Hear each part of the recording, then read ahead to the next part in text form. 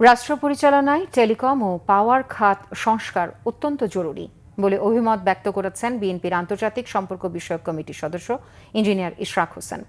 রোববার সকালে জাতীয় প্রেস ক্লাবে বাংলাদেশ মুঠোফোন গ্রাহক অ্যাসোসিয়েশনের আয়োজনে এক আলোচনায় তিনি এই মত ব্যক্ত করেন। তিনি বলেন, বিগত সরকারের সময় এই খাতে সবচেয়ে বেশি লুটপাট হয়েছে, তাই দুর্নীতির শ্বেতপত্র প্রকাশের মাধ্যমে তিনি দোষীদের শাস্তি নিশ্চিতের আহ্বান জানান। এ সময় তিনি ইন্টারনেট বন্ধের মতো বেসিক হিউম্যান রাইটে যাতে হাত দেওয়া না হয় সে বিষয়ে গুরুত্ব আরোপ করেন। আয়োজনে প্রধান অতিথির বক্তব্যে প্রধান উপদেষ্টার বিশেষ সহকারী ফয়েজ আহমদ তৈয়ব বলেন, কেউ যাতে ইন্টারনেট বন্ধ করতে না পারে সেজন্য কাজ করছে সরকার। আসার পরে আমরা যে একটা বৈপ্লবিক পরিবর্তন সবাই আশা করছি যে সকল সেক্টরে হবে, সেই ক্ষেত্রে আমরা এই সেক্টরে তেমন কোনো রিফর্ম দেখতে পাই না। জনগণের চাহিদাটা কি সেটা বুঝি, আমি কোথায় এফেক্টেড হচ্ছি সেটা আমি বুঝি, এবং আমি একজন রাজনীতিবিদ।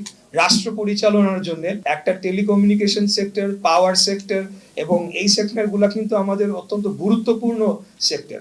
এখানে একটা রাষ্ট্র পরিচালনা করতে গেলে এই সেক্টরগুলোকে রিফর্ম করা খুব জরুরি হয়ে পড়বে বলে আমি মনে করি। সাইবার সেফটি অর্ডিন্যান্সে আমরা ইন্টারনেটকে নাগরিকের অধিকার হিসেবে স্বীকৃতি দিয়েছি এবং একই সাথে বাংলাদেশের যেই টেলিযোগাযোগ আইন, সেই টেলিযোগাযোগ আইনেও আমরা এমন কিছু রাখবো না যেটা সরকার কিংবা বেসরকারি কোম্পানিকে ইন্টারনেট বন্ধের অধিকার দেয়।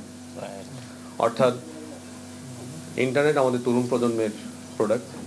ইন্টারনেট কেন্দ্রিক যে কোনো ধরনের নিয়ন্ত্রণ এটা আমাদের জুলাই অভ্যুত্থানের স্পিরিটের বিরুদ্ধে।